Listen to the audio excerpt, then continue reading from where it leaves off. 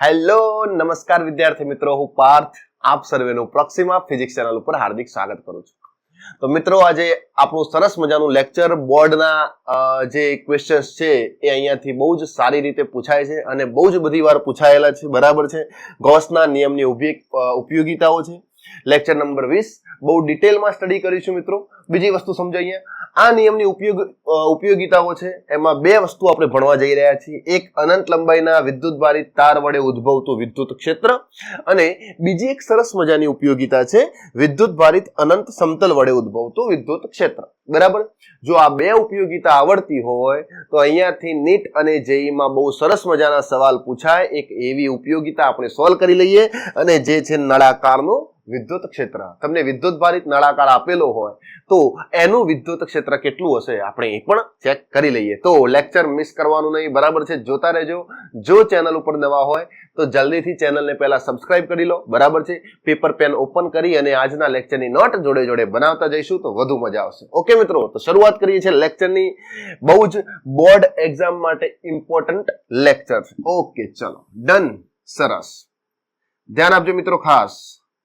એક પણ point miss ના થઈ જાય.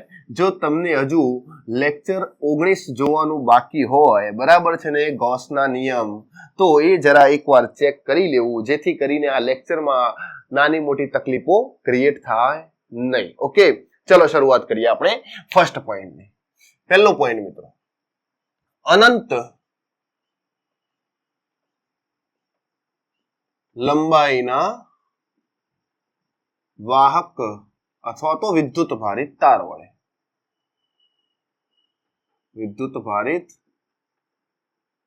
વડે ઉદ્ભવતું વિદ્યુત ક્ષેત્ર. સરસ મજાનો ઇમ્પોર્ટન્ટ પોઈન્ટ છે. બરાબર છે. આ પોઈન્ટને આપણે બહુ જ ડિટેલમાં સમજી લઈએ અને અહીંયાથી કેવા કેવા સવાલ નાના મોટા પૂછી શકાય એ પણ આપણે વન બાય વન ટ્રાય કરી લઈએ. બરાબર છે. જુઓ અહીંયા, ચલો માની લો કે મેં તમને અહીંયા એક અનંત લંબાઈનો સરસ મજાનો એક વાયર આપેલો છે. આ ઉપરની બાજુ પ્લસ ઇન્ફાઇનાઇટ સુધી વિસ્તરેલો છે. બરાબર છે. અનંત લંબાઈનો છે એટલે તે આ પ્લસ ડાયરેક્શનમાં પ્લસ ઇન્ફાઇનાઇટ અને અહીંયા માઇનસ ઇન્ફાઇનાઇટ બે લંબાઈ લઈ લઈએ આપણે.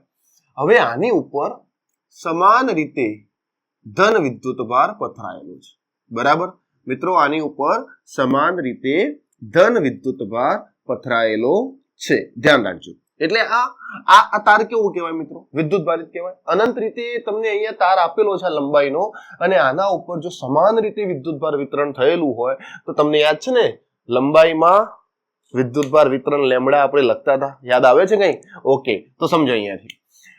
આવા તારના કારણે તમને એવું કીધું છે કે તારથી પી બિંદુએ અહીંયા આ તાર વડે ઉદ્ભવતું વિદ્યુત ક્ષેત્ર કેટલું હોય. આ સ્મોલ આર અંતરે આપણને અહીંયા એક પી બિંદુ આપ્યું છે, તો આ તાર વડે ઉદ્ભવતું વિદ્યુત ક્ષેત્ર કેટલું હશે. તો જો અહીંયા શું કરવાનું મિત્રો, ગઈ વખતે આપણે લાસ્ટ લેક્ચરની અંદર એવી વસ્તુ સમજ્યા હતા કે જે બિંદુએ વિદ્યુત ક્ષેત્ર શોધવાનું હોય એ જગ્યાએ આપણે શું કરીશું, ગાઉસિયન સપાટી વિચારવાની. બરાબર. પણ એ ગાઉસિયન સપાટી કેવી હોવી જોઈએ? સમમિતીય હોવી જોઈએ અને વિદ્યુત ભારમાંથી ના પસાર થવી જોઈએ. જે બિંદુમાં વિદ્યુત ક્ષેત્ર શોધવાનું છે એ બિંદુ પરથી પસાર થવી જોઈએ. ઓકે, તો જુઓ અહીંયા આપણે એક કામ કરીએ. આ તારની આજુબાજુ એક ગાઉસિયન સપાટી અથવા તો ગાઉસિયન પૃષ્ઠ વિચારી લઈએ આ રીતે. Okay, done. જે ક્યાંથી પસાર થતું હશે મિત્રો? પી બિંદુમાંથી પસાર થતું હશે. ડન આટલી વસ્તુ? ઓકે, સરસ. જુઓ અહીંયા, અને આ ગાઉસિયન પૃષ્ઠ કેવું હોવું જોઈએ? સમમિતીય હોવું જોઈએ. કેવું હોવું જોઈએ? સમમિતીય. ડન. આ ગાઉસિયન પૃષ્ઠ આપણે વિચારી લીધું છે. બરાબર. અને આ ગાઉસિયન પૃષ્ઠની લંબાઈ માની લો કે આપણને L જેટલી અહીંયા નક્કી કરી છે અને ગાઉસિયન પૃષ્ઠની ત્રિજ્યા એ આ પી બિંદુ જે આપેલું છે એ અંતર જેટલી છે. બરાબર છે. ઓકે, ચલો હવે ધ્યાન આપો. અહીંયા આ તાર ઉપર રહેલો ટોટલ વિદ્યુતભાર કેટલો હશે મિત્રો? તાર ઉપર રહેલો વિદ્યુતભાર કેટલો છે? અનંત વિદ્યુતભાર. પણ માની લો કે તમને એવું પૂછવામાં આવે કે આ નળાકારની અંદર કેટલો વિદ્યુતભાર સમાયો છે. હવે તો આ તારની અંદર લંબાઈ કેટલી છે? નળાકારની લંબાઈ જેટલી. તો અહીંયા લખાય ને લેમ્ડા બરાબર ક્યુ બાય લંબાઈ L છે.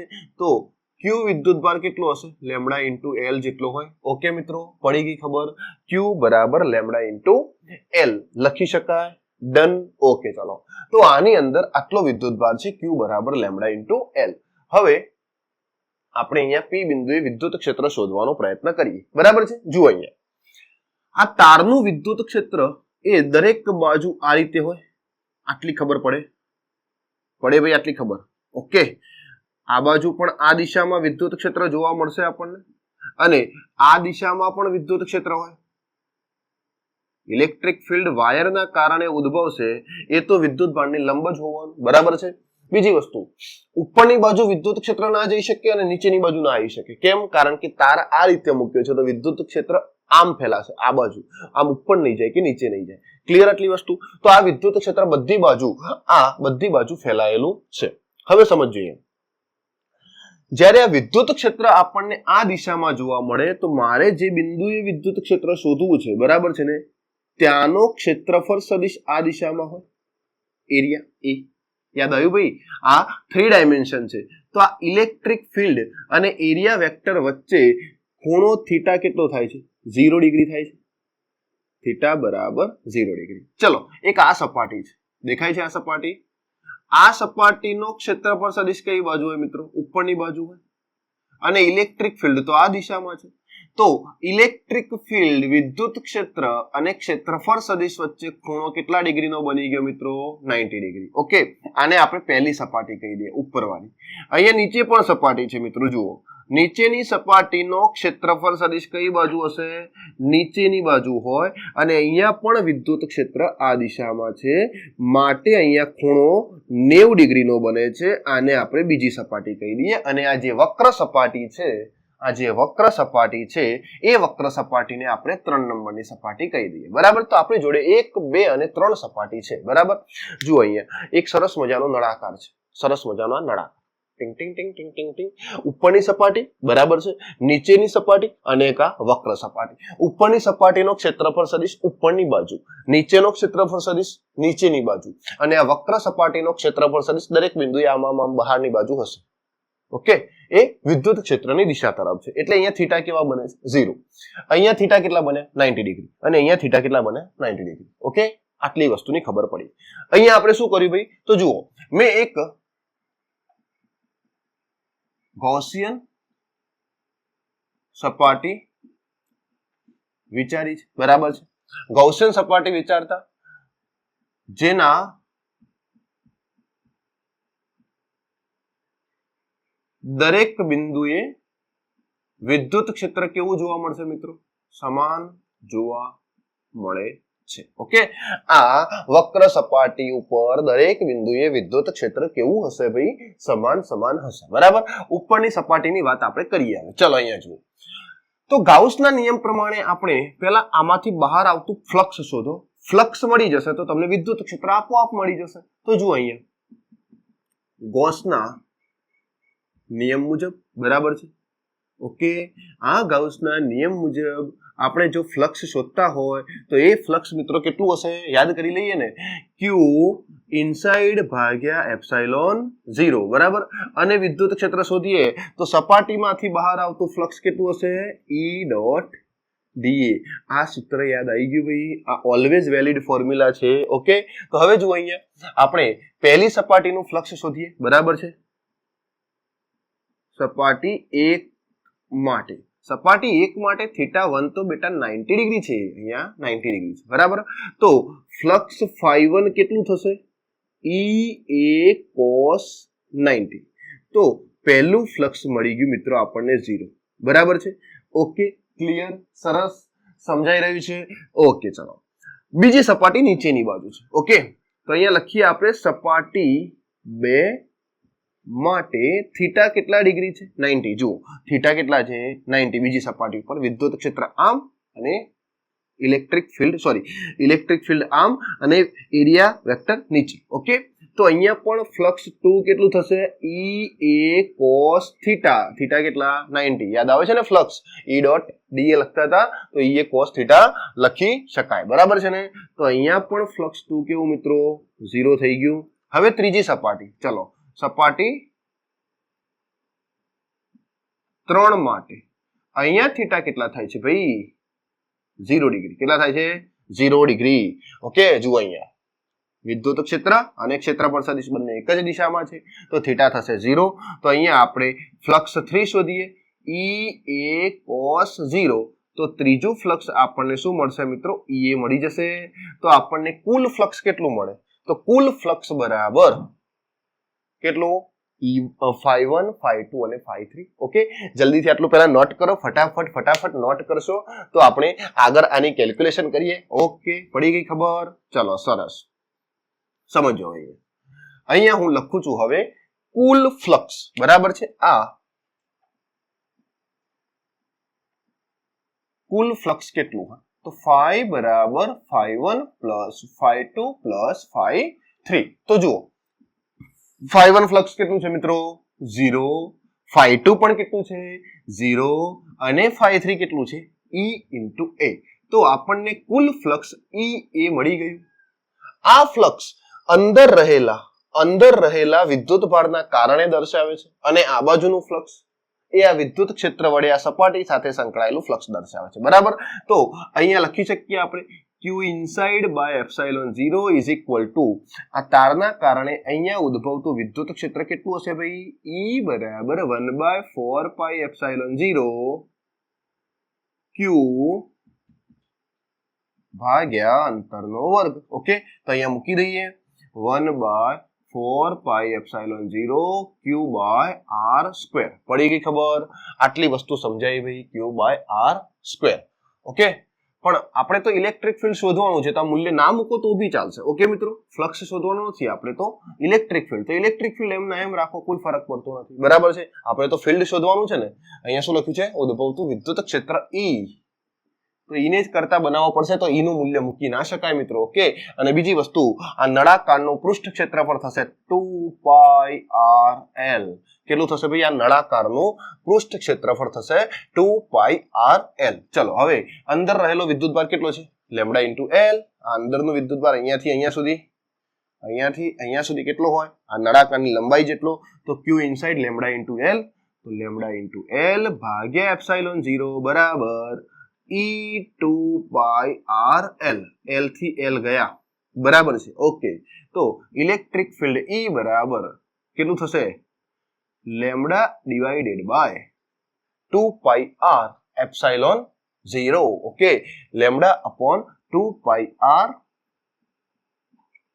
એપ્સિલોન 0 સરસ આ આપણું ફોર્મ્યુલા આ જગ્યાએ તારથી P બિંદુએ વિદ્યુત ક્ષેત્ર શોધવું હોય તો આ ફોર્મ્યુલાનો ઉપયોગ કરીશું આને બીજી રીતે લખવું હોય તો પણ લખી શકાય મિત્રો આને હું ઉપર નીચે 2 વડે ગુણી દઉં તો આવું થશે જુઓ E બરાબર ઉપર 2 વડે ગુણો તો 2 લેમ્ડા અને નીચે 2 વડે ગુણો તો 4 pi એપ્સિલોન 0 r અને 1/4 pi એપ્સિલોન 0 એટલે 2k લેમ્ડા યાદ આવી ગયો 2k લેમ્ડા બાય r આ રીતે પણ લખી શકાય ઓકે ક્લિયર ચલો જલ્દી પોઈન્ટ નોટ કરી લો સરસ હવે જુઓ અહીંયા જેમ અંતર બદલાશે એમ ઇલેક્ટ્રિક ફિલ્ડ બદલાય આનો ગ્રાફ જો દોરીએ આપણે મિત્રો ઓકે અહીંયા જો ગ્રાફ દોરવામાં આવે તો એ ગ્રાફ કઈ રીતે દોરી શકાશે તો અહીંયા ઇલેક્ટ્રિક ફિલ્ડ અને અંતરનો ગ્રાફ તો જુઓ અહીંયાથી જેમ અંતર વધે છે બરાબર છે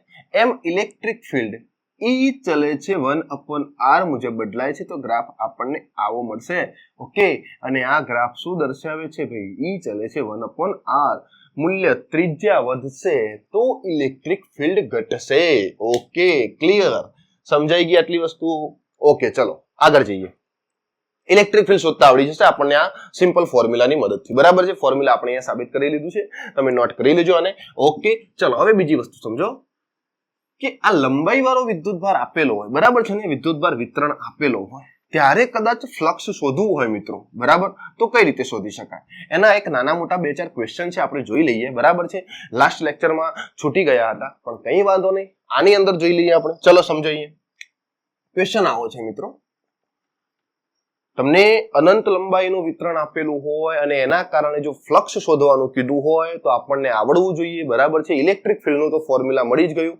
2k લેમ્ડા અપોન r સમજાઈએ એક તમને ક્યુબ આપ્યો છે ડન આ રીતે એક ઘન આપેલો છે અને આ ઘન ના દરેક કિનારીની લંબાઈ L જેટલી છે, દરેક બાજુની લંબાઈ L છે અને આની અંદરથી એક અનંત લંબાઈનો વિદ્યુતભાર પસાર કરવામાં આવેલો છે. બહુ મોટો વાહક તાર છે, ઇન્ફાઇનાઇટ લંબાઈનો, બરાબર છે ને.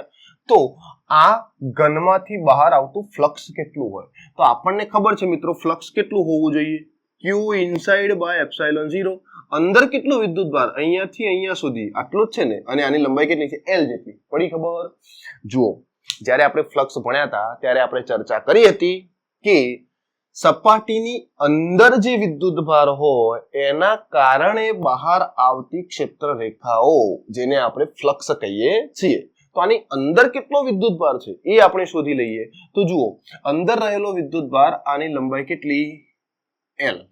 સાઈડની લંબાઈ જેટલી જશે અંદરના તારની લંબાઈ. ઓકે, તો જુઓ, અંદર રહેલો વિદ્યુતભાર Q ઇનસાઇડ કેટલો થશે?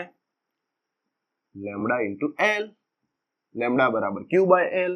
તો અહીંયાથી બહાર આવતું flux lambda into L by epsilon 0. Clear આટલી વસ્તુ? ઓકે, સમજાઈ ગઈ. ચલો બીજો સવાલ જોઈ લો. એક તમને આ રીતે ગોળો આપેલો છે, બરાબર છે, સરસ મજાનો એક ગોળો આપેલો છે. આ ગોળાની ત્રિજ્યા છે મિત્રો R. ડન. અને આ ગોળામાંથી પસાર થાય છે એક વાયર અનંત લંબાઈનો. આના ઉપર પ્લસ પ્લસ વિદ્યુતભાર પથરાયેલો છે. તો આ ગોળામાંથી બહાર આવતું ફ્લક્સ કેટલું હોય? તો અંદર તારની લંબાઈ કેટલી? અહીંયાથી આટલી R ત્રિજ્યા છે, તો આ લંબાઈ કેટલી થઈ જાય? 2R. ઓકે, તો બહાર આવતું ફ્લક્સ કેટલું? તો ફ્લક્સ phi બરાબર Q ઇનસાઇડ બાય એપ્સિલોન 0. અંદર માટેનો ચાર્જ એટલે Q ઇનસાઇડ બરાબર લેમ્ડા ઇન્ટુ L 2R. તો ફ્લક્સ phi બરાબર 2 lambda R by epsilon 0. 2 lambda R by epsilon 0. પડી ખબર? ઓકે, ચલો આના પછી એક બીજો સવાલ જોઈએ મિત્રો. પરીક્ષાની અંદર પૂછાયેલો છે, IIT 2015 ની અંદર. બહુ સરસ મજાનો સવાલ છે, બરાબર. ચલો એક નાનકડો સવાલ હજુ જોઈ લઈએ, પછી IIT નો સવાલ જોઈએ સરસ મજાનો, બરાબર. અહીંયા તમને આ રીતે ઘન આપેલો છે, સમજીએ. તમને એક ઘન આપેલો છે અહીંયા સરસ મજાનો, અને આ ઘન માંથી આ રીતે વાયર પસાર થાય છે વિકર્ણ ઉપર અને અનંત લંબાઈ છે. ઓકે, આ નો વિદ્યુત ભાર આના ઉપર લેમ્ડા જેટલો પથરાયેલો છે અને આ ઘનની દરેક બાજુની લંબાઈ L છે. કેટલી છે? L છે. તો પહેલા તો આની અંદર કેટલો વિદ્યુતભાર છે એ શોધી લો અને પછી ફ્લક્સ નીકાળો, બરાબર છે. કારણ કે ફ્લક્સનું ફોર્મ્યુલા છે phi બરાબર Q ઇનસાઇડ બાય એપ્સિલોન 0. અંદર કેટલી લંબાઈ થાય? ઘનનો વિકર્ણ લંબાઈ શું? √3L, બરાબર છે. આની લંબાઈ થઈ ગઈ. તો અંદર કેટલો વિદ્યુતભાર હોય? તો Q ઇનસાઇડ આટલી લંબાઈ લેમ્ડા √3L આટલો વિદ્યુતભાર અંદર હશે. તો અહીંયા રહેલું ફ્લક્સ કેટલું? તો phi બરાબર Q ઇનસાઇડ કેટલા મળી ગયા?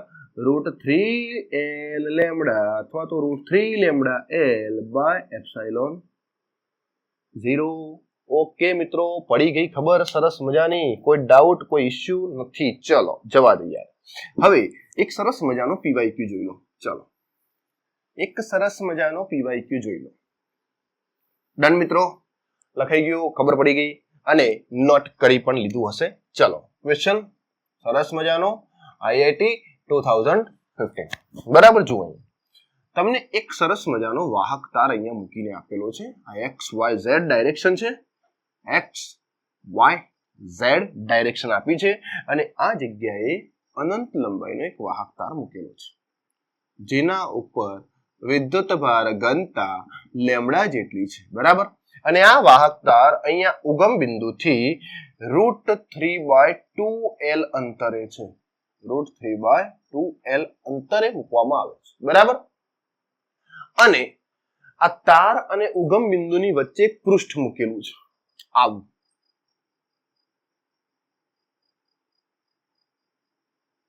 બરાબર છે.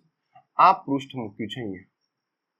તો આ પૃષ્ઠમાંથી પસાર થતું ફ્લક્સ આપણને શોધવાનું કીધું છે. બરાબર છે ને? શું શોધવાનું છે ભાઈ? આ પૃષ્ઠમાંથી બહાર આવતું ફ્લક્સ શોધવાનું છે. તો ફ્લક્સ એટલે અહીંયાથી ઇલેક્ટ્રિક ફિલ્ડ બહાર આવતું હશે આ રીતે. આ ઇલેક્ટ્રિક ફિલ્ડ કેટલું હશે? આની અંદરથી બહાર આવતું હોય એ એટલે ફ્લક્સ. પડી ખબર? તો આપણે એક કામ કરીએ ને, આ માની લો કે અહીંયા હું એક ક્યુબ માની લઉં આ રીતે.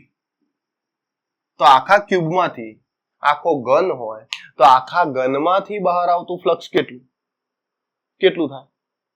Q by epsilon 0. અંદરનો વિદ્યુતભાર નક્કી કરવો પડે. માની લો કે આની સાઈડ લેન્થ L જેટલી છે. આ L. તો અંદર વિદ્યુતભાર L લંબાઈનો હોય આટલું. તો ઘનમાંથી માની લો કે આપણને બહાર આવતું ફ્લક્સ મળે છે Q. સમજો ભાઈ, આ ઘન છે અને ઘનમાંથી બહાર આવતું ફ્લક્સ કેટલું હતું? Q inside lambda L by epsilon 0. L લંબાઈ હોય તો લેમ્ડા L બાય એપ્સિલોન 0. બરાબર છે? પણ આપણને એક જ સપાટીનું કીધું છે તો આ છઠ્ઠો ભાગ થઈ જશે. એક બાજુની લંબાઈ આપેલી હોય તો આપણને અંદર આટલો વિદ્યુતભાર મળશે અને એ વિદ્યુતભારના કારણે કુલ ફ્લક્સ, નેટ ફ્લક્સ એ Q બાય એપ્સિલોન 0 એટલે કે લેમ્ડા L બાય એપ્સિલોન 0 જેટલું પ્રાપ્ત થાય. પણ અહીંયા તમને એક જ સપાટી કીધી હોય તો છઠ્ઠા ભાગનું થઈ જશે લેમ્ડા L બાય 6 એપ્સિલોન 0. પડી ગઈ ખબર? ઓકે, જલ્દી નોટ કરી લો. બરાબર? ઓકે, ચાલો. ખબર પડી ને ભાઈ? લાસ્ટ લેક્ચરની અંદર બહુ સરસ રીતે આપણે સમજેલા છીએ અને 19 નંબરના લેક્ચરમાં કે કઈ રીતે ફ્લક્સ શોધી શકાય. ચલો હવે આપણે નવો ટોપિક જોઈએ. નવો ટોપિક છે આપણો બીજા નંબરનો, અનંત સમતલ વડે ઉદ્ભવતું વિદ્યુત ક્ષેત્ર. બરાબર છે ને? અનંત સમતલ વડે ઉદ્ભવતું વિદ્યુત ક્ષેત્ર. બરાબર છે? અનંત વિદ્યુત ભારિત સમતલ વડે ઉદ્ભવતું વિદ્યુત ક્ષેત્ર. ચાલો, 2 માર્કની અંદર પૂછાતો સવાલ છે મિત્રો. તમને અહીંયા એક સરસ મજાનું સમતલ આપેલું છે આ રીતે. અનંત સમતલ છે જેના ઉપર વિદ્યુતભાર પથરાયેલો છે. અનંત વિદ્યુતભાર. કેવો વિદ્યુતભાર? અનંત વિદ્યુતભાર. બરાબર છે ને? અહીંયા પ્લસ પ્લસ પ્લસ પ્લસ આ બધું જ અલગ વિદ્યુતભારનું વિતરણ થયેલું છે અને આ સમાન વિદ્યુતભાર પથરાયેલો છે. હવે પૃષ્ઠ વિદ્યુતભાર હોય તો અહીંયા પૃષ્ઠ વિદ્યુતભાર ઘનતા આવે સિગ્મા બરાબર Q બાય A. પડી ગઈ ખબર કે ના પડી? પડી ખબર ભાઈ કે ના પડી? અહીંયા આપણને પ્લસ વિદ્યુતભાર પાથરીને આપ્યો હોય તો આની વિદ્યુતભાર ઘનતા સિગ્મા બરાબર Q બાય A થાય. તો આના ઉપર રહેલો વિદ્યુતભાર Q બરાબર સિગ્મા ઇન્ટુ E થશે. Okay, clear. ચલો, આ અનંત લંબાઈનું ક્ષેત્રફળ, સોરી આનું ક્ષેત્રફળ અનંત છે. બરાબર છે? એટલે એની સાઈડ લેન્થ પણ કેવી હશે? અલગ. હવે તમને એવું કીધું હોય કે અહીંયાથી અમુક અંતરે આ જગ્યાએ જઈ અને P બિંદુએ વિદ્યુત ક્ષેત્ર શોધો. બરાબર છે ને? આપણને વિદ્યુત ક્ષેત્ર શોધવાનું કીધું છે તો અહીંયા શું કરવાનું ખબર છે?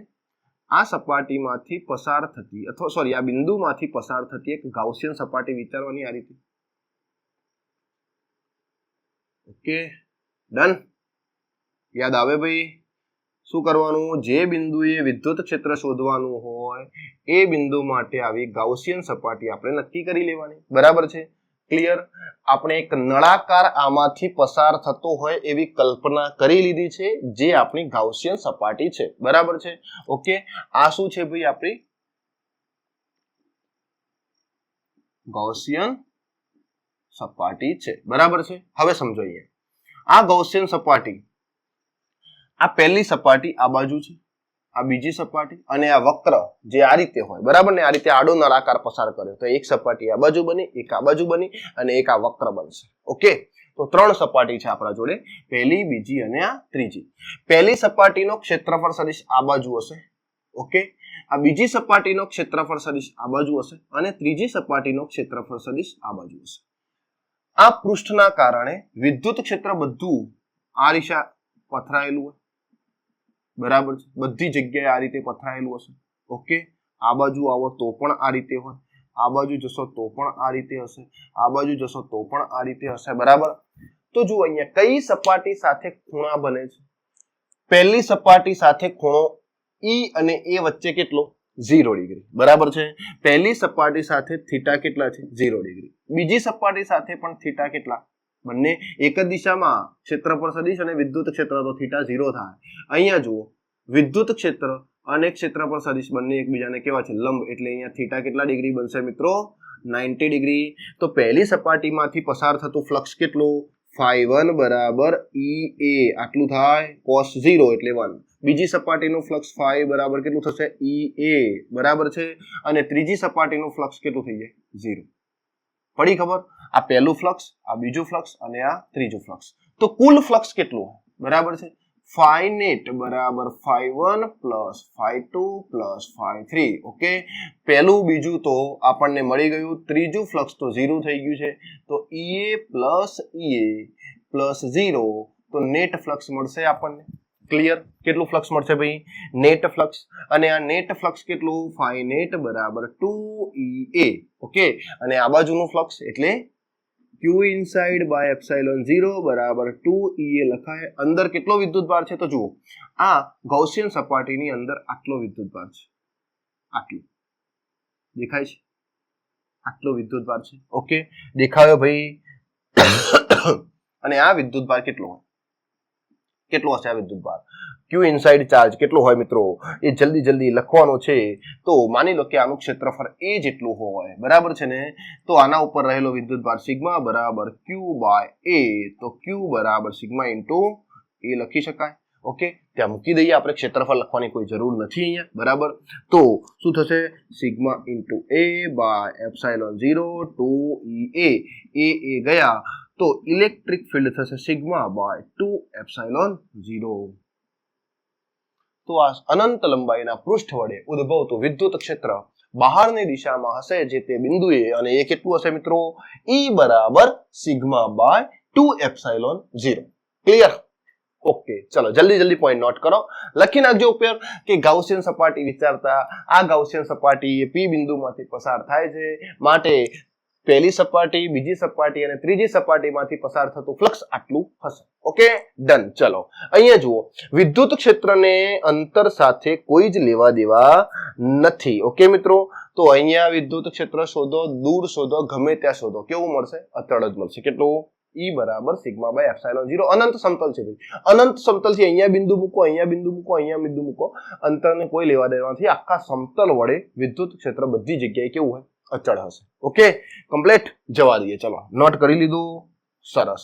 ચલો હવે બે સવાલ જોઈએ આના જબરજસ્ત. ઓકે, આના બે સવાલ ચેક કરી લઈએ આપણે અને પછી નવો ટોપિક જોઈએ. ઓકે, બે સવાલ જોઈ લઈએ, પહેલા સમજાઈએ. ચલો પહેલો સવાલ આપણને આપેલું છે કે બે પ્લેટ અહીંયા મૂકેલી હોય, આ રીતે સમજીએ. એક પ્લેટ અહીંયા છે, બીજી એક પ્લેટ અહીંયા છે. આ બંને અનંત લંબાઈની પ્લેટો છે, અનંત ક્ષેત્રફળ. એક પ્લેટ ઉપર પ્લસ વિદ્યુતભાર પથરાયેલો છે બરાબર છે, એક પ્લેટ ઉપર પ્લસ વિદ્યુતભાર પથરાયેલો છે. ઓકે, અને બીજી પ્લેટ ઉપર માઇનસ વિદ્યુતભાર પથરાયેલો છે.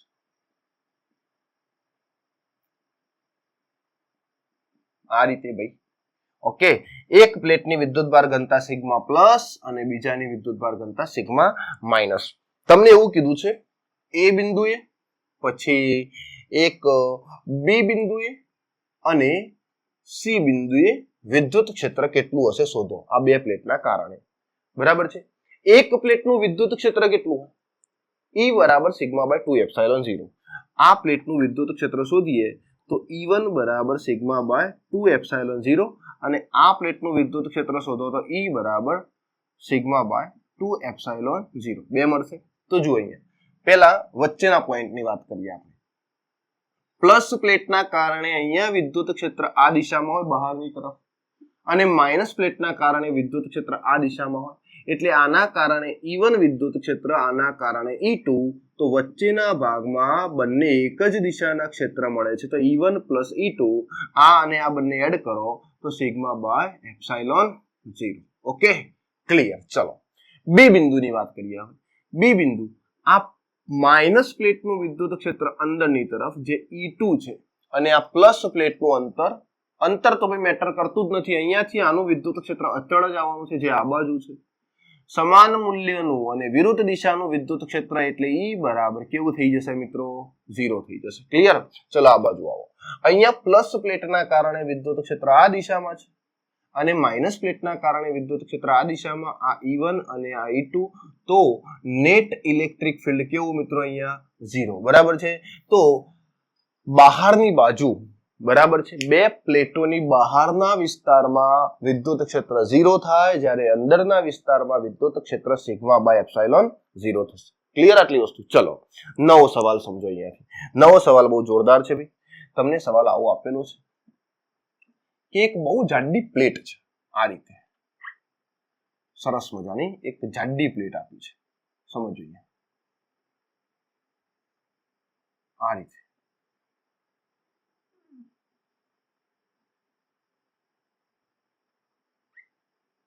ઓકે, આવી પ્લેટ છે અને આ પ્લેટ અવાહક પ્લેટ છે. કેવી છે? અવાહક પ્લેટ. અને આની અંદર, પ્લેટની અંદર વિદ્યુત ક્ષેત્ર શોધવાનું છે. બરાબર? હવે અવાહક હોય તો તમે આને જેટલો વિદ્યુત ભાર આપો એ બધો વિદ્યુત ભાર આની અંદર ભરાઈ જશે. આ રીતે પડી ખબર? અવાહક પ્લેટની અંદર તમે વિદ્યુત ભાર મૂકો તો એ વિદ્યુત ભાર જ્યાં મૂકો ત્યાંનો ત્યાં જ રહેશે. બરાબર છે? એટલે આની અંદર બહુ વિદ્યુત ભાર, એકદમ ડેન્સિટી ભરાયેલી છે, બહુ જોરદાર વાળી કદ ડેન્સિટી કહેવાય છે ને, કદ વિદ્યુત ભાર ઘનતા કહેવાય. બરાબર? આ રીતે આની અંદર વિદ્યુત ભાર ભરાયેલો હશે. બહારથી વિદ્યુત ભાર મૂકી દો તો અંદર આ રીતે ભરાયેલો હશે. અને તમને એવું કીધું છે કે આની અંદર આ બે પ્લેટો છે. અહીંયા બાજુમાં નાનકડી રીત સમજાવું છું. આ બે પ્લેટો છે, જાડી પ્લેટ છે, અહીંયા મૂકી તો આ એની વચ્ચેની અક્ષ થશે. બરાબર છે? ઓકે. અને તમને અહીંયાથી આ P બિંદુએ x અંતરે વિદ્યુત ક્ષેત્ર શોધવાનું કીધું છે અને આની અંદર નિયમિત વિદ્યુત ભાર પડેલો છે. બરાબર? ઓકે મિત્રો, પડી ખબર કે ના પડી? જરા જણાવતા રહેજો. બરાબર છે? ઓકે. આની અંદર આ રીતે નિયમિત વિદ્યુત ભાર સતત પથરાયેલો છે અને આ P બિંદુએ આપણે વિદ્યુત ક્ષેત્ર શોધવું છે. તો શું કરીશું? હવે જુઓ, અહીંયા P બિંદુએ વિદ્યુત ક્ષેત્ર શોધવાનું હોય તો અહીંયા આપણે શું કરી દઈએ ભાઈ? P બિંદુએ એક નળાકાર ગાઉસિયન સપાટી વિચારી લઈએ. આ રીતે. ઓકે, સપાટી વિચારી લીધી. હવે આ સપાટી ત્રણ પ્રકારે છે. આ પહેલો પ્રકાર, આ બીજી સપાટી અને આ ત્રીજી. પહેલી સપાટીનું ફ્લક્સ કેટલું ભાઈ? તો જુઓ અહીંયા કુલ ફ્લક્સ બરાબર phi1 plus phi2 plus phi3. આવું થાય. ત્રણ સપાટી સાથે સંકળાયેલું ફ્લક્સ શોધી દઈએ અને પછી આપણે એની અંદર કિંમતો મૂકતા જઈએ. તો જુઓ, અહીંયા પહેલી સપાટી વિદ્યુત ક્ષેત્ર આ દિશામાં છે તો અહીંયા ફ્લક્સ મળશે, આ બાજુ પણ ફ્લક્સ મળશે, પણ ત્રીજી સપાટી સાથે કોઈ જ ફ્લક્સ મળશે નહીં, ઝીરો ફ્લક્સ મળશે. હમણાં આપણે જોયું નળાકારને દાખલ કર્યા પછી નો. બરાબર છે? તો જુઓ, પહેલી સપાટી જોડે સંકળાયેલું ફ્લક્સ કેટલું? EA પ્લસ EA અને અહીંયા નેટ ફ્લક્સ, તો ફ્લક્સ મળશે આપણને 2 into E into A. બરાબર છે? પડી ખબર? 2 into E into A જેટલું ફ્લક્સ મળી જાય. હવે અહીંયા Q by epsilon 0 2EA લખાય અને Q એટલે ઇનસાઇડ ચાર્જ, આની અંદર રહેલો વિદ્યુત ભાર કેટલો હશે? આની અંદર. તો જુઓ, આ કદ છે ભાઈ. પ્લેટ છે ને બહુ જાડી હોય તો એની અંદર કદ હોય. બરાબર છે ને? આપણે ક્ષેત્રફળની વાત નથી કરતા, હવે કદની વાત કરીએ છીએ. તો જુઓ, અહીંયા આની અંદર કેટલો વિદ્યુત ભાર? તો ઘનતા ρ બરાબર Q બાય વોલ્યુમ. V એટલે કદ. અને આ નળાકારનું કદ આપણે લખવાનું છે બીજું, અહીંયા Q બાય V થશે. તો અહીંયાથી Q બરાબર ρ into V લખાય. પડી ગઈ ખબર? Q બરાબર શું લખાય? એની અંદર રહેલો વિદ્યુત ભાર ρ into V લખી શકાય. ઓકે. હવે V એટલે આની સપાટીનું ક્ષેત્રફળ અને લંબાઈ. લંબાઈ કેટલી ભાઈ? તો જુઓ, આ x હતી તો આ બાજુ પણ x થઈ જાય, એટલે ટોટલ લંબાઈ કેટલી? 2x. તો અહીંયા Q બરાબર, જુઓ અહીંયા આ બાજુ x હતી ને તો આખી લંબાઈ કેટલી થઈ જાય? 2x થઈ જશે. બરાબર છે? આખી લંબાઈ નળાકારની 2x. તો ρ બરાબર ક્ષેત્રફળ ગુણ્યા લંબાઈ. બરાબર છે? તો આ મૂકી દઈએ Q ઇનસાઇડ. મળી ગયો ચાર્જ. અહીંયા મૂકશો તો શું થશે ખબર છે? ρ એરિયા 2x ભાગ્યા એપ્સાઇલોન 0 2EA. તો 2a ગયા તો અહીંયા ઇલેક્ટ્રિક ફિલ્ડ કેટલું આવશે ભાઈ? E બરાબર rho x by epsilon 0. Rho x by epsilon 0 દેખાઈ ગયું? એક્સ વધતું જાય, જો અહીંયા ઇલેક્ટ્રિક ફિલ્ડ છે એ એક્સ ના સમપ્રમાણમાં છે. જેમ જેમ એક્સ નું મૂલ્ય વધશે અહીંયા સુધી તેમ તેમ ઇલેક્ટ્રિક ફિલ્ડ વધતું જશે. ઓકે, અને બહાર જઈશું એટલે કેવું થઈ જશે? કોન્સ્ટન્ટ થઈ જશે. બહાર જઈશું, પ્લેટની બહાર જઈશું એટલે કોન્સ્ટન્ટ. તો જુઓ, ઇલેક્ટ્રિક ફિલ્ડ અને એક્સ ધીમે ધીમે ઇલેક્ટ્રિક ફિલ્ડ વધશે. આ ઈ ચલે છે એક્સ, અને જેવા બહાર આવશો સપાટી ઉપર તો મેક્સિમમ, અને બહાર આવશો પછી અચળ. ઓકે, અહીંયા કયું અંતર છે ભાઈ? અંદરની સાઈડનું, પ્લેટની જાડાઈની અંદર, બરાબર છે, અને આ સપાટી પર. ઓકે, અને અહીંયા તો કેવું છે ભાઈ? E બરાબર સિગ્મા બાય 2 એપ્સાઇલોન 0. અંતર છે જ નહીં, એ તો કોન્સ્ટન્ટ થઈ ગયું. અંદરની બાજુનું આટલું મળી ગયું આપણને, બરાબર છે. સરસ મજાનો ક્વેશ્ચન હતો. આ ક્વેશ્ચન, આ ફોર્મ્યુલા ડાયરેક્ટ આપણને આન્સરમાં ઠીક કરવા માટે પૂછાય છે. જલ્દીથી નોટ કરી લેશો, બરાબર છે. ઓકે મિત્રો, ક્લિયર. ચલો હવે સરસ મજાનો આપણે નવો ટોપિક જોઈએ, બરાબર છે ને? ઓકે મિત્રો, પડી ખબર આટલી વસ્તુ? 1 મિનિટ લેક્ચર જરા રેકોર્ડિંગ ચાલે છે કે નહીં એ ચેક કરી લઈએ. સરસ, ચલો ચાલુ છે. હવે આપણે જોઈએ નળાકાર. નળાકારના વિદ્યુત ક્ષેત્ર આપણે નક્કી કરવા છે કે વિદ્યુત ભારિત નળાકાર આપેલો હોય અને એ નળાકારની આપણે જો વિદ્યુત ક્ષેત્રની ચર્ચા કરવી હોય મિત્રો, તો એ વિદ્યુત ક્ષેત્ર કેટલું મળશે અને કઈ રીતે મળશે આપણે એની ચર્ચા કરી લઈએ. ચલો, સરસ મજાનો ટોપિક છે, બરાબર છે. જોઈ લઈએ. જુઓ, ત્રીજા નંબરનો ટોપિક, નળાકાર. હવે આ નળાકાર 3 પ્રકારે હોય મિત્રો, બરાબર છે.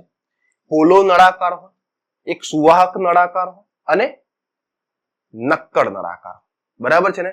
અંદર ડેન્સિટી રો જેટલી હોય. સમજો અહીંયાથી, એક પોલો અને સુવાહક નળાકાર, અને બીજો એક છે અવાહક નળાકાર. આ અવાહક નળાકારનો કેસ આખો અલગ છે, એ આપણે પછી સમજીએ. કેમ અલગ છે એનું રીઝન છે. જુઓ, અહીંયા પોલો નળાકાર હોય, આવો એક મસ્ત પીપ આપેલું હોય આપણને, બેરેલ, બરાબર છે. પોલું અંદર છે, તમે ઉપર વિદ્યુત ભાર મૂકી દો ને બધું સપાટી ઉપર રહેશે, બરાબર છે. ઓકે, અને બીજી વસ્તુ, એક સુવાહક નળાકાર આપેલો હોય, બરાબર. સુવાહક નક્કર હોય તો બી ચાલે, અને તમે એને વિદ્યુત ભાર આપી દો, બરાબર, તો એ ક્યાં રહેશે? સપાટી ઉપર જ રહેશે, કારણ કે વિદ્યુત ભાર સુવાહકની અંદર ગતિ કરીને બહાર સપાટી ઉપર આવી જશે. પણ જો અવાહક હોય તો અવાહકને તમે વિદ્યુત ભાર આપો તો એ અવાહક વિદ્યુત ભાર અંદરની બાજુ પણ રહેશે, એટલે એ કેસ આખો અલગ બને છે, બરાબર છે ને? તો આપણે અવાહકની વાત પછી કરીએ, પહેલા આ વાત કરીએ પોલા અને સુવાહક નળાકારની, બરાબર છે. બીજી વસ્તુ સમજો, પોલા નળાકાર માટે અને આ સુવાહક નળાકાર માટે જે બી સૂત્રો મળે બંને સરખા જ હશે. ઓકે, આ બંને સિમિલર છે. પોલો કહી દો નળાકાર કે સુવાહક નળાકાર કહી દો, અને સુવાહક નક્કર પણ હોઈ શકે છે, બરાબર છે. તો આ પોલો અને સુવાહક નક્કર આ બે નળાકાર માટે આપણને સમાન સૂત્રો મળશે, બરાબર છે. અહીંયા બંને માટે કેવી સમાન ભૌતિક રાશિઓ હશે, બરાબર છે. આ બંને સમાન છે એવું માની લો. કેમ સમાન છે? એનું રીઝન છે કારણ કે વિદ્યુત ભાર કઈ જગ્યાએ હોય? આનો સપાટી પર હોય. તમે વિદ્યુત ભાર આપો એટલે ક્યાં જતો રહેશે? સપાટી ઉપર જતો રહેશે, બરાબર ને? ચલો આપણે વાત કરીએ પહેલા પોલા નળાકારની અંદર વિદ્યુત ક્ષેત્ર કેટલું હોય, બરાબર છે, અથવા તો સુવાહકની અંદર વિદ્યુત ક્ષેત્ર કેટલું હોય, બરાબર. માની લો કે અહીંયા નળાકાર છે, આ રીતે સમજજો ભાઈ, બરાબર. પછી આપણે સવાલ જોઈશું અહીંયાથી, બરાબર. ઓકે, આવો એક પોલો નળાકાર આપણને આપેલો છે. ઓકે, અને આ નળાકારની ત્રિજ્યા આવી જોઈએ ને, tick tick tick tick tick tick tick tick. અરે યાર, ઓકે, થોડા અચ્છા બન જા ભાઈ, અચ્છા બન જા, ચાલી જશે. અને નળાકારની અક્ષ, હાય હાય હાય, અને આની ત્રિજ્યા લઈ લો મિત્રો, કેપિટલ આર છે, બરાબર છે. હવે તમને અહીંયાની અંદર વિદ્યુત ક્ષેત્ર શોધવાનું કીધું છે. પી બિંદુએ સ્મોલ આર અંતરે આ નળાકારની ઉપર વિદ્યુત ભાર પથરાયેલો છે પોઝિટિવ, બરાબર છે. આ નળાકાર પોલો અને સુવાહક હોઈ શકે છે. કેવો હોઈ શકે છે? પોલો અને સુવાહક હોઈ શકે છે. તો જે બિંદુએ વિદ્યુત ક્ષેત્ર શોધવાનું છે, બરાબર, જે બિંદુએ વિદ્યુત ક્ષેત્ર શોધવાનું છે એ બિંદુએ શું કરીએ? આપણે ગાઉસિયન સપાટી વિચારી લઈએ. સમજીએ શું વિચારીએ? ગાઉસિયન સપાટી. તો મેં અહીંયા એક ગાઉસિયન સપાટી વિચારી આ રીતે, પણ સમમિતીય હોવી જોઈએ. આ વિચારી લીધી લો. ચલો, ઓકે, આ ગાઉસિયન સપાટી મેં વિચારી છે જેની ત્રિજ્યા સ્મોલ આર છે. સ્મોલ આર ત્રિજ્યાની ગાઉસિયન સપાટી વિચારતા. ઓકે, ચલો, સ્મોલ આર ત્રિજ્યાની. તો આના કારણે પી બિંદુએ વિદ્યુત ક્ષેત્ર કેટલું હોય? તો ગાઉસિયન સપાટીની અંદર વિદ્યુતભાર છે. અંદર છે ભાઈ, ક્યાંય વિદ્યુતભાર દેખાય છે? અંદર નથી. અંદર ક્યુ ઇનસાઇડ 0 છે, માટે અંદરનું ફ્લક્સ 0 થાય. અહીંયા ફ્લક્સ કેવું? 0. ફ્લક્સ 0 તો ઇલેક્ટ્રિક ફિલ્ડ પણ કેવું થઈ જાય મિત્રો? 0 થશે. પડી ગઈ ખબર?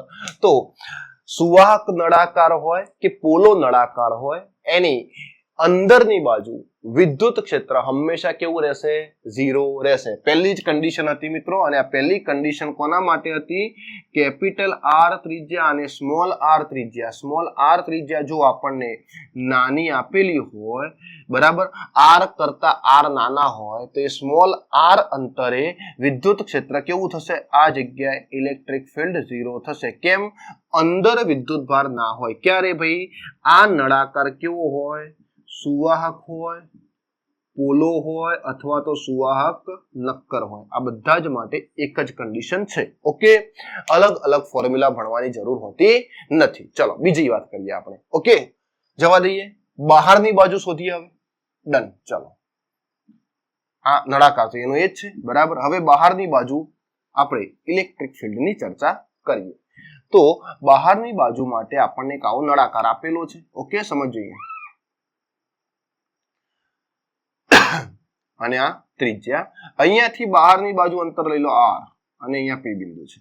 તો જે બિંદુએ આપણે ઇલેક્ટ્રિક ફિલ્ડ શોધવાનું છે એ જગ્યાએ શું કરી દઈએ? આપણે સમમિતીય ગાઉસિયન સપાટી વિચારીએ. આ l લંબાઈની મેં વિચારી લીધી. ચલો, આ રીતે. ઓકે, સરસ મજાની આ ગાઉસિયન સપાટી બની ગઈ. આ ગાઉસિયન સપાટીની લંબાઈ આપી છે આપણને l. કેટલી છે મિત્રો? l જેટલી લંબાઈ છે. ઓકે, હવે આ સપાટી ઉપરવાળી, આને કહી દઈએ આપણે 1 નંબરની સપાટી, બરાબર છે. પછી આ નીચેવાળી સપાટી છે, આને આપણે કહી દઈએ મિત્રો 2 નંબરની સપાટી, બરાબર. આ નળાકાર આપણે વિચાર્યો છે.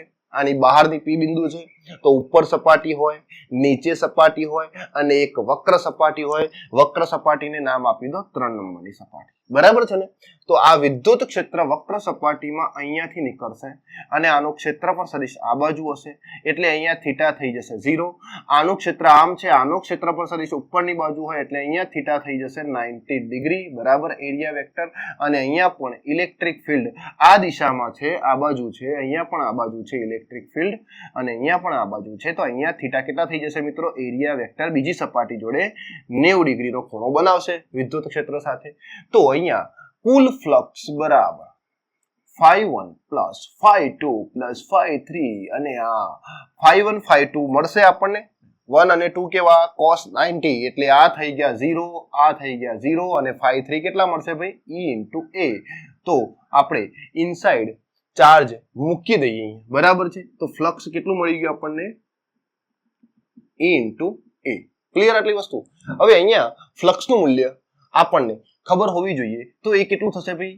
Q inside by epsilon 0 is equal to E into બહારના નળાકારનું ક્ષેત્રફળ કેટલું?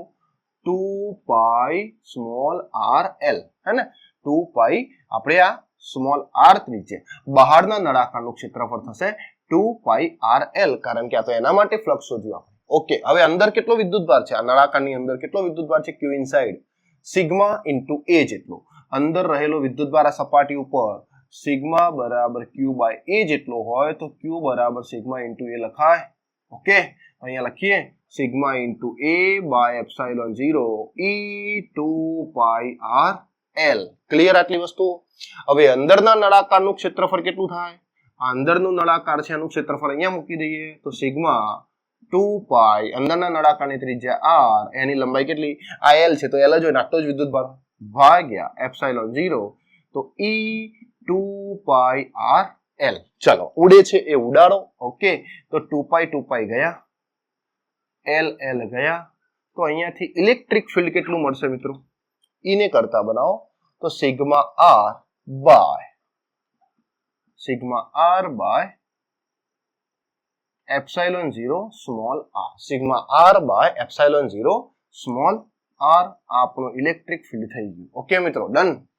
એટલી ખબર પડી કે અંદરની બાજુ ઇલેક્ટ્રિક ફિલ્ડ 0 છે, બરાબર છે. આ કેસ કયો હતો ભાઈ? r કરતા r મોટા છે, આ બીજો કેસ છે. એના માટે ઇલેક્ટ્રિક ફિલ્ડ આપણું આટલું હશે.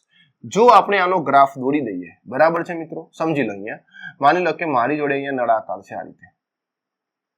ઓકે, તો નળાકારની અંદરની બાજુ વિદ્યુત ક્ષેત્ર કેટલું? 0. ઇલેક્ટ્રિક ફિલ્ડ અંદર કેવું છે ભાઈ? 0 છે. ઓકે, સપાટી ઉપર કેવું થઈ જશે? અહીંયા મેક્સિમમ થઈ જશે. કેવું થઈ જશે ભાઈ? મેક્સિમમ થઈ જશે. અને જેમ જેમ બહાર જઈશું એમ ધીમે ધીમે ઘટતું જશે. કેમ? કારણ કે અહીંયા જે ઇલેક્ટ્રિક ફિલ્ડ મળ્યું E ચલે છે 1/r છે. ઓકે, અંદર તો કેવું હતું ભાઈ? 0. અહીંયા સપાટી થઈ ગઈ, સપાટીને કહી દઈએ આપણે r બરાબર r અંતરે ઇલેક્ટ્રિક ફિલ્ડ કેવું મળશે આપણને? મેક્સિમમ મળશે.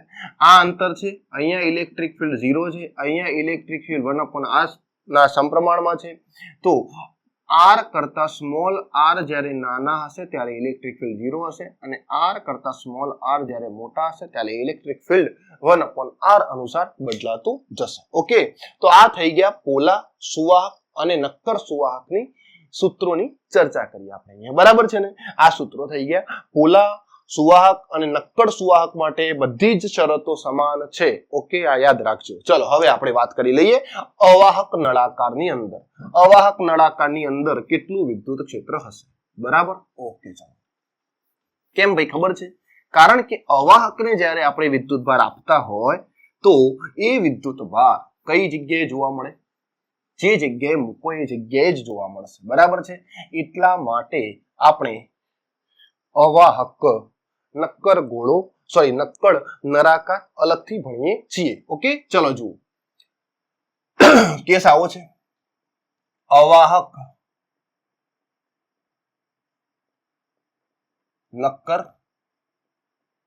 નળાકારનું વિદ્યુત ક્ષેત્ર કઈ જગ્યાએ બી? પહેલા આપણે અંદર શોધીએ પછી બહાર શોધીએ.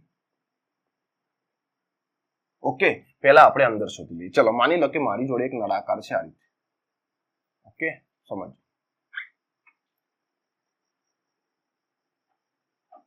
ધ્યાન આપજો ભાઈ, જેથી કરીને મજા પડી જાય ભણવાની. ઓકે, ચલો. અને આ એની કાલ્પનિક અક્ષ છે, જે અક્ષ ઉપર આપણે આને મૂકેલો છે, બરાબર છે ને?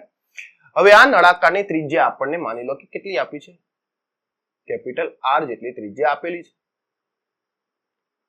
ઓકે, આની અંદર સમાન રીતે વિદ્યુતભાર પથરાયેલો હોય. અવાહક છે એટલે તમે જ્યાં વિદ્યુતભાર મૂકશો ત્યાં પડ્યો રહેશે, બરાબર છે?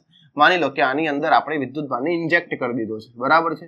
આ રીતે તો આ સમાન રીતે વિદ્યુતભાર પથરાયેલો હશે, બરાબર? ઓકે, આ રીતે વિદ્યુતભાર દરેક જગ્યાએ સમાન રીતે વિતરિત થયેલો છે. Okay, clear? પડે છે ભાઈ ખબર કે નથી પડતી? સરસ. ચલો જુઓ, સમાન રીતે વિદ્યુતભાર અહીંયા બધી જગ્યાએ વિતરિત થયેલો છે. ઓકે, હવે તમને એવું કીધું છે કે આપણે અહીંયા અંદરની બાજુ સ્મોલ r અંતરે p બિંદુએ વિદ્યુત ક્ષેત્ર શોધવું છે. એટલે પહેલી કન્ડિશન એ બને મિત્રો કે r કરતા r એ નાના હોય તો અહીંયા આ p બિંદુએ વિદ્યુત ક્ષેત્ર કેટલું થાય? તો જે જગ્યાએ વિદ્યુત ક્ષેત્ર શોધવાનું છે ત્યાં શું કરવાનું ભાઈ? ગૌસિયન સપાટી બનાવવાની. સમમિતીય ગૌસિયન સપાટી આ બનાવી દીધી. ઓકે, અને આ ગૌસિયન સપાટીની લંબાઈ માની લો કે સ્મોલ l જેટલી છે. કેટલી છે અહીંયાથી? આટલી. સ્મોલ l, બરાબર છે? આ l. તો આ ગૌસિયન સપાટી ત્રણ પ્રકારની બની ગઈ. એક પહેલી સપાટી બની અહીંયા, આ બીજી સપાટી છે, અને અહીંયા ત્રીજી સપાટી. પહેલી અને બીજી સપાટીનું ફ્લક્સ મળશે, બરાબર છે કે નહીં મળે એ આપણને ખબર હવે પડી જવી જોઈએ. આ ઉપરની બાજુ તો ઇલેક્ટ્રિક ફિલ્ડ સાથે 90 ડિગ્રીનો ખૂણો બનશે. તો આપણે અહીંયા ફ્લક્સ શોધવાનો ટ્રાય કરીએ. જુઓ અહીંયા આ એક સપાટી છે ને, અને આ બીજી સપાટી છે, બરાબર છે. અહીંયા લખીએ બીજી સપાટી આ, ઓકે, એટલે દેખાતું રહે તમને. અને આ પહેલી સપાટી અને અહીંયા છે મિત્રો ત્રીજી. આનો ક્ષેત્રફળ સદિશ ઉપરની બાજુ છે, ઓકે, જે 90 ડિગ્રીનો ખૂણો બનાવશે. આનો ક્ષેત્રફળ સદિશ નીચેની બાજુ છે, જે 90 ડિગ્રીનો ખૂણો બનાવશે. અને આનો ક્ષેત્રફળ સદિશ એ આ બાજુ છે, અથવા તો આનો ક્ષેત્રફળ સદિશ આ બાજુ છે, જે 0 ડિગ્રીનો ખૂણો બનાવશે ઇલેક્ટ્રિક ફિલ્ડ સાથે. ઓકે, એટલા માટે અહીંયાથી ફ્લક્સ મળશે. આ બે સપાટીમાંથી ફ્લક્સ નહીં મળે તો આપણે ફ્લક્સ શોધવાનો ટ્રાય કરીએ. તો ફ્લક્સ બરાબર ϕ1 + ϕ2 + ϕ3. કેમ? પહેલી, બીજી અને ત્રીજી ત્રણેય સપાટીનું ફ્લક્સ. તો આ 1 અને 2 તો 0 થઈ જશે, 90 ડિગ્રીનો ખૂણો બને એટલે. તો ϕ3 કેટલા હશે? E × A. પડી ગઈ ખબર? હવે અંદર રહેલો વિદ્યુતભાર શોધી દઈએ. તો Q inside by epsilon 0 બરાબર E × A લખાય. હવે અંદર કેટલો વિદ્યુતભાર રહેલો હશે? આની અંદર, આ નળાકારની અંદર કેટલો વિદ્યુતભાર હોય મિત્રો? તો જુઓ, આની અંદરનો વિદ્યુતભાર શોધવો છે ને આપણે. તો કદ ઘનતા કેટલી? ρ બરાબર Q by વોલ્યુમ. પડી ગઈ ખબર? Q વિદ્યુતભાર ભાગ્યા કદ. તો ρ બરાબર અંદર રહેલો વિદ્યુતભાર, એને કહી દઈએ આપણે Q, અને આ અંદરના નળાકારનું કદ કેટલું હશે ભાઈ? πr²L. πr²L હોય. તો અંદર રહેલો વિદ્યુતભાર કેટલો હોય? આ લંબાઈ સ્મોલ l છે, પાઈ ત્રિજ્યા સ્મોલ r છે, πr² અને લંબાઈ l. તો Q બરાબર ρ πr²L લખાય આટલું. આ વિદ્યુતભાર અહીંયા મૂકી દઈએ, બરાબર છે. તો શું થશે?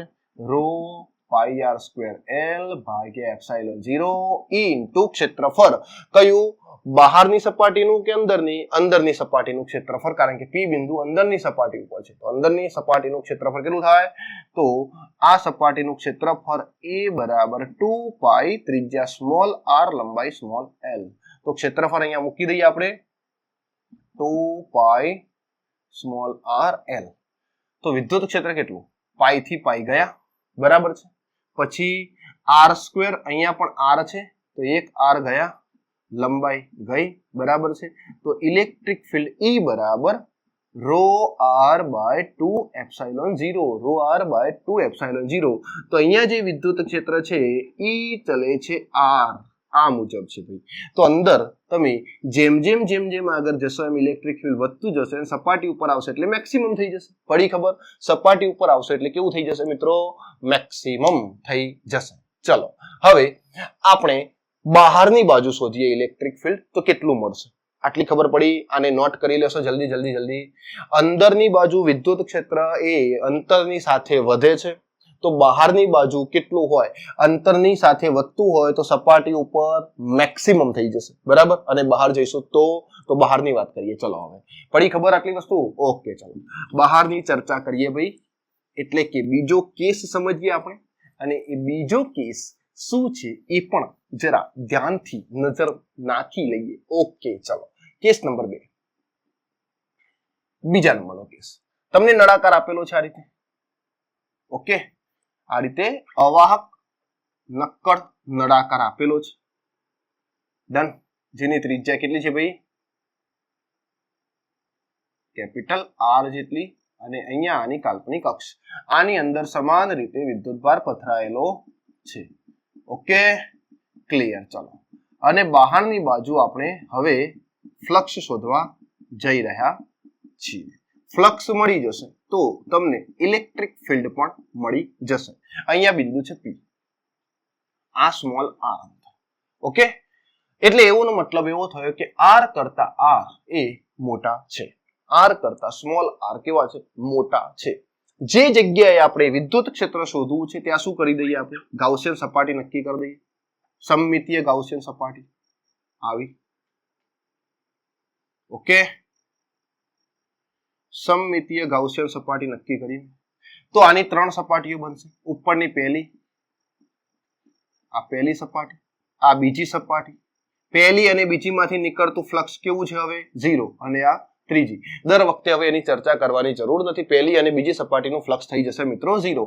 તો નેટ ફ્લક્સ થશે ϕ1 + ϕ2 પ્લસ ફાઈ 3 પહેલી અને બીજી સપાટીનું ફ્લક્સ 0 તો ફાઈ બરાબર કેટલું થશે ઈ ત્રીજી સપાટીનું ફ્લક્સ મળી જશે આપણને ઓકે ચલો હવે આ q ઇનસાઇડ બાય એપ્સિલોન 0 બરાબર e ઇન્ટુ a એટલે બહારના નળાકારનું ક્ષેત્રફળ કેટલું થાય ભાઈ લખીએ આપણે 2 પાઈ સ્મોલ r ત્રિજ્યા છે તો 2 પાઈ સ્મોલ r અને આની લંબાઈ માની લો કેટલી થશે l બરાબર આપણે l લંબાઈની ગાઉસિયન સપાટી વિચારેલી છે અંદર વિદ્યુતભાર કેટલો છે તો અંદર આટલો વિદ્યુતભાર છે l લંબાઈની અંદર રહેલો વિદ્યુતભાર એ અંદરનો વિદ્યુતભાર કહેવાય તો આ અંદર વાળો વિદ્યુતભાર શોધવો હોય તો ρ બરાબર q ભાગ્યા v તો ρ બરાબર q અને આ અંદરનું કદ કેટલું થશે તો પાઈ r સ્ક્વેર ત્રિજ્યા પાઈ r સ્ક્વેર જો પાઈ r સ્ક્વેર અને લંબાઈ કેટલી l અંદર તો ત્રિજ્યા કેટલી r જેટલી છે એટલા માટે કેપિટલ r લખે અને લંબાઈ l જેટલી એટલે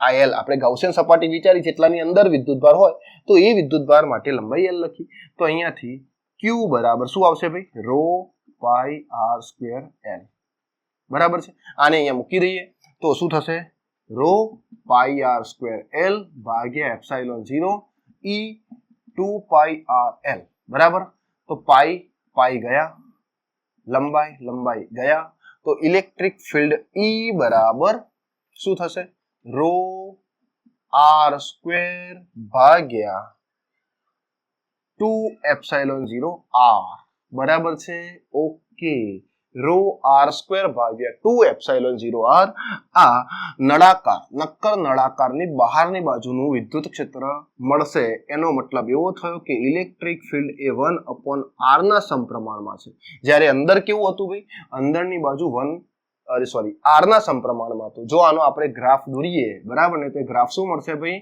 તો ઇલેક્ટ્રિક ફિલ્ડ E અને અંતર x અહીંયા માની લો કે નક્કર નળાકાર છે બરાબર ડન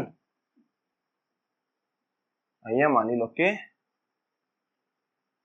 અહીંયા ભાઈ ફ્લક્સ હતું ને phi 1 plus phi 2 plus phi 3 આ તો 0 થઈ જશે બરાબર ફાઈ 3 મળશે આપણને તો માની લો કે અહીંયા નક્કર નળાકાર છે